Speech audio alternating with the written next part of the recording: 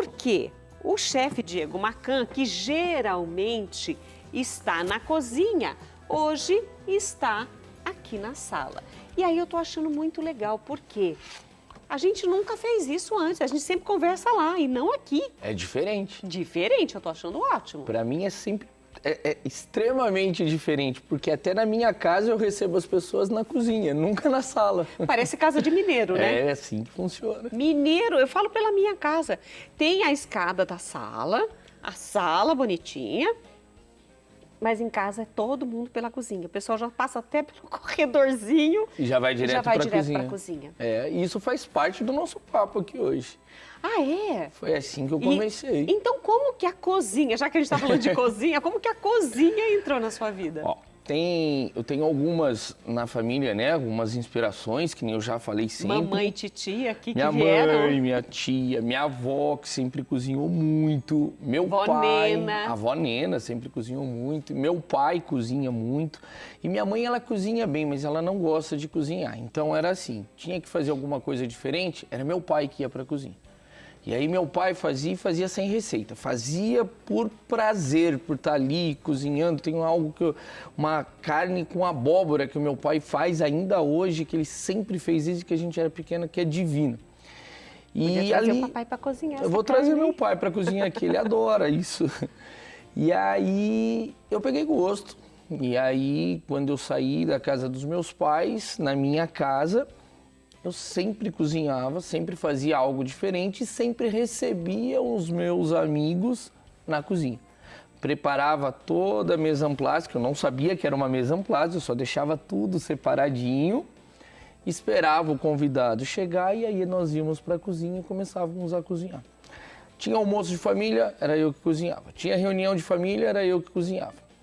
Em 2014, 2015, mais ou menos, meu tio montou uma escola de moto velocidade, onde ele fazia um evento em autódromo mensal. Era um domingo por mês, ele ia no autódromo e ele virou e falou assim, olha, vou fazer um evento lá com o pessoal e eu preciso que você vá lá para servir refeição para o pessoal. Falei, tá, mas como assim? Ele falou assim, são 150 pessoas...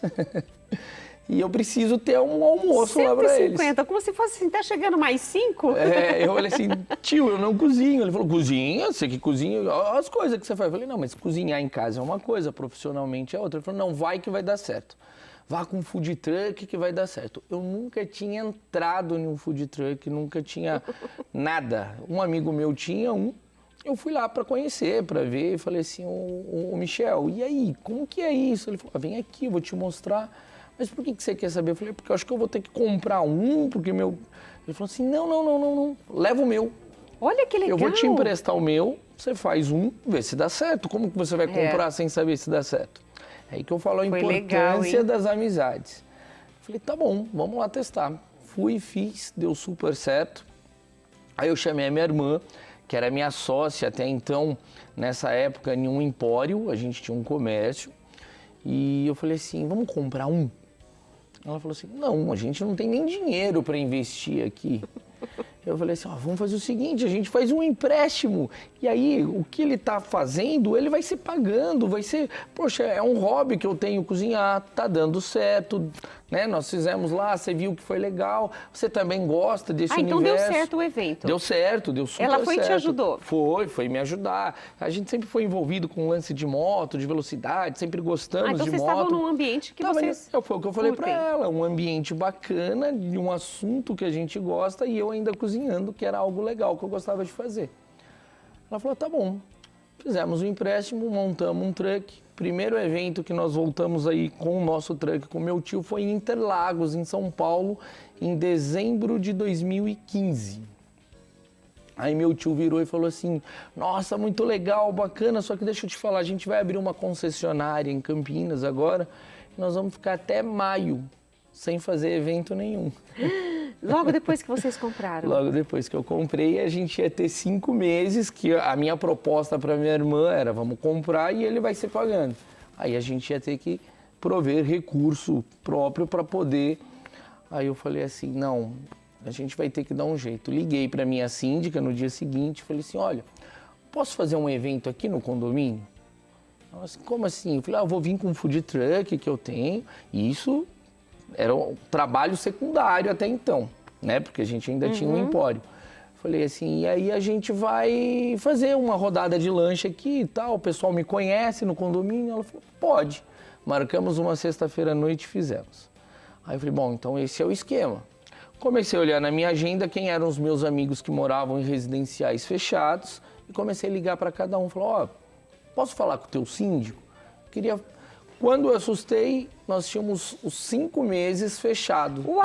Toda sexta e todo sábado um evento legal. novo. Aí eu falei, peraí, eu vou trabalhar durante a semana organizando esses eventos, que estava muito corrido porque a gente tinha um empório. Se eu não tiver um empório, eu consigo tirar os meus filhos do período integral da escola e eles passam mais tempo comigo, meio período eles vão estar comigo. Eu vou ter mais tempo para organizar esses eventos e consigo fazer com o Ângelo e a Maria Olívia juntos. E eu vi que ele era mais rentável do que o negócio que a gente estava. Financeiramente falando, também era a melhor opção. Conversei com a minha irmã, a gente vendeu o empório, assumimos daí então o food truck como a empresa. Aí eu falei, agora se há uma empresa a gente tem que estruturar. Eu voltei a estudar, aí eu fui fazer um curso de cozinheiro básico, que até então era só o conhecimento que eu tinha por hobby. Aí depois eu fiz gastronomia internacional e depois eu iniciei uma pós em gastronomia brasileira. E eu e minha irmã fundamos o Babbo Neno, uma hamburgueria, em homenagem ao meu pai, que é o Neno. Babbo em italiano é pai. E começamos a rodar os condomínios. Achei que Babbo era avô. Como que é avô? Nono. É verdade, então é Babbo. É Babbo. Babbo é pai. E aí nós começamos a rodar alguns condomínios. Isso já se faz em... Inclusive, você está falando aí da sua irmã, isso aí é no comecinho? É no comecinho, o primeiro Babbo. Depois desse já vieram mais 2 e hoje nós temos um caminhão. Uau, olha aí. Que lindo. Como chama mesmo sua irmã? Aline. Aline, um beijo pra você, viu, Aline? Corajosa. Irmã... Mergulhou no sonho. Isso é que é legal. Acreditou, isso é importante. Porque esse acreditar, você acreditou nesse sonho, você o tornou possível. Sim. Então, o acreditar, o confiar e o se lançar também... Ter a coragem de ser também é importante, porque tem muita gente que continua sonhando até hoje. Não, e tudo foi acontecendo gradativamente, quando a gente estava bem estruturado, que a gente vendeu o empório e falamos, não, é aqui, e foi tudo devagarzinho. E eu falo que eu e a minha irmã, a gente é uma dupla perfeita, porque assim, eu sonho, eu imagino, eu viajo, e ela com os 2 pés no chão puxa a cordinha e fala, calma, nós vamos com calma, e aí é o equilíbrio. Dá certo. Aí dá certo. Quer dizer, não pode você brigar com ela porque ela está te segurando, nem ela brigar com você porque você está querendo mais. Não. E assim, e por isso que a empresa se consolidou. Hoje, 7 anos depois, quase 8 anos, nós atendemos 65 condomínios no nosso portfólio em 14 cidades da região. Nós fazemos eventos de quintas, sextas e sábados, em períodos sazonais, que é festa junina, mês e dia das crianças e dezembro, nós abrimos a agenda de domingo também. Agenda de domingo. Agenda de domingo. Nós levamos para dentro dos residenciais um evento de gastronomia fechado. Então, nós levamos todas as cadeiras para infraestrutura, equipamento de som, cantor com música ao vivo, espaço kids. Levamos aí uma estrutura de um evento completo e outros food trucks de gastronomia.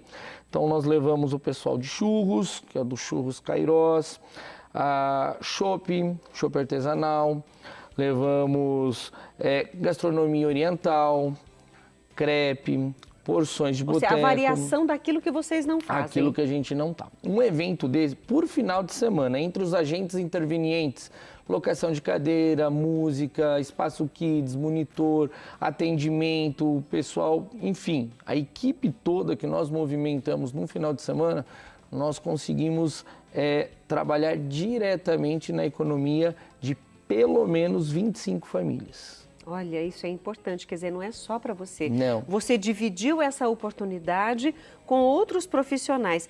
E isso é legal, é isso que eu falo que Deus abençoa, porque o seu pensamento não está só no seu lucro, só no seu trabalho, só você consegue partilhar. É a mexerica que você vai abrindo os gomos e distribui para quem está perto. E mais ainda, um bom exemplo, o pão da partilha. Então pense como está sendo hoje o seu negócio, com os seus funcionários, com os concorrentes, né? Como está sendo o seu negócio? Ele é um negócio egoísta, fechado e centrado só em você e no seu lucro? Pense nisso com muito carinho, porque quanto mais você tira para dar, mais você recebe. E eu estou vendo isso nessa sua proposta de trabalho com o Food Truck. Nessa minha... Complementando o que você está falando, quando eu comecei a formar esse grupo de Food Truck, eu fui ajudando alguns amigos que estavam procurando. Eu queria empreender. Eu falei, vem aqui, vamos fazer um Food Truck assim, assim, assim. Comecei a ajudar, eu fazia o layout da cozinha, ajudava com o cardápio, porque daí eu já tinha ido para a escola, aí eu queria aplicar o que eu estava aprendendo na escola. Falava, vamos fazer um Food Truck. E aí, quando eu percebi, eu estava prestando consultoria para eles. E aí, um desses, meu amigo, falou assim, eu vou te pagar por isso. Eu falei, não. Ele falou, não, mas eu fiz, você montou o meu food truck, você desenhou, você fez o cardápio, você testou as receitas, eu vou te pagar por isso. E aí, eu comecei a prestar consultorias. Eu vi que era algo que dava certo. E aí, eu comecei... Você tinha know-how para poder Sim, ensinar? Já tinha aí uns 3 anos, 4 anos que eu estava trabalhando com isso. Na minha antiga profissão, eu sou graduado, pós-graduado em logística empresarial. Eu já dava aula, dei aula em algumas universidades em matérias de administração. É algo que eu amo fazer. E nesse período, uma das escolas que eu tinha feito o curso me chamou para dar aula. Só que daí na área de gastronomia. E aí eu já estava prestando consultoria, já estava dando aula, já estava com o Babo Neno rodando aí com 4 anos na estrada. Aí veio a pandemia e a gente trabalhava com eventos e foi o primeiro corte que teve quando pediu para que todo mundo ficasse em casa. E aí eu deitei uma quarta-feira com 3 meses de evento fechado, de agenda fechada, acordei na quinta-feira sem nenhum evento. E eu falei assim, caracas... Todos foram cancelados? Todos foram cancelados, porque foi o primeiro decreto que a gente teve na Prefeitura de Campinas e região de que não poderia se reunir sem ser dentro de casa. Ainda não era nem para ficar só dentro de casa. E aí eu falei assim, caracas, as pessoas vão parar de conviver, mas não vão parar de consumir. Então daí eu comecei a fazer um trabalho de delivery dedicado. Eu ia para dentro do condomínio com um food truck e levava na porta da pessoa um único entregador. Porque você pensa, num período de pandemia, os deliveries não pararam. As pessoas não saíam, mas elas continuavam querendo comer algo diferente que ela não estava fazendo em casa. Só que um motoboy, antes de ir para a tua casa, ele ia em quantas outras casas? Porque era o que estava mais aquecido, né? Então eu entendia que para minimizar ainda a questão da transmissão, você tá dentro do condomínio, era algo Era mais uma forma de segurança também, né? Isso. E aí nós passamos a pandemia assim, diminuímos a operação. Nessa época a gente tinha uma média de 20 funcionários que trabalhavam diretamente no Babo. Tivemos que reduzir, mas assim, a gente fez um esquema de rodízio onde todos podiam continuar trabalhando. E nesse período, um amigo meu, e aí entra até você nessa história, um amigo meu falou assim, eu vou te levar para comer em um restaurante português. E eu fui almoçar com ele lá. Ele falou assim, você gostou do restaurante? Eu falei, gostei. Ele falou, mas você tá vendo que tá vazio? Eu falei assim, tô. O que você mudaria aqui? Eu falei assim, eu não mudaria nada, não vou sair dando pitaco, né? Ele falou assim, então eu vou te apresentar o dono, porque eles estão procurando um consultor para fazer isso aqui andar. Eles inauguraram e o negócio tá parado. E aí eu fui, fiz uma proposta de consultoria de 3 meses e fui para lá prestar essa consultoria. Mudei cardápio, mudei equipe, mudei layout, mudei um monte de coisa. E com 1 mês e meio, os sócios do restaurante me chamaram e falaram assim, Diego, a gente está muito preocupado, porque em 1 mês e meio vai acabar o seu contrato e você vai embora, e você que deu alma para o restaurante. O restaurante é mais seu do que nosso. E a gente quer te fazer uma proposta para ficar e para você assumir ele como teu, entrar na sociedade, ser o sócio administrador e o chefe executivo da Taber. Que legal! E aí eu fui, foram quase 2 anos e foi lá que eu te conheci. Foi lá que eu te conheci e fiquei à frente da taberna aí por quase 2 anos. Aí eu fui estudar gastronomia portuguesa, que até então eu não tinha know-how na gastronomia portuguesa. Eu era mais focado... Que para assumir a cozinha com os funcionários e ensiná-los, você tinha que saber, né? Sim, toda... E a gastronomia, ela vai muito além, né, do que você fazer uma receita. Ela tem história por trás, ela tem o porquê se consome o alimento daquele jeito, tem a questão do respeito pelo alimento, o respeito por quem está consumindo, o respeito pelas diferenças. Eu não como cebola, mas então com o que eu vou saborizar se eu não posso colocar cebola no teu prato? Tem todas essas questões aí que na gastronomia a gente trabalha. E aí... caí aqui na televisão também para fazer uma participação e é algo que eu amo. E eu falo que assim, ele veio para ficar, né? E é algo que eu amo, adoro fazer. E na semana passada eu dei uma aula de risoto em uma das escolas que eu dou aula, em Campinas, na Delicatessen, escolas de buffet da Mari. E tem um amigo meu que ele foi fazer, o Alex, ele foi fazer essa aula de risoto. E no final da aula ele falou assim, cara, parabéns, eu saí daqui com muito conhecimento e ainda me diverti. Foi algo prazeroso cozinhar com os outros alunos, aprender, valeu cada centavo do investimento no curso. E aí eu falei para ele assim, olha só, eu também me diverti, eu fiz isso como se eu estivesse na cozinha da minha casa e eles ainda me pagaram por isso.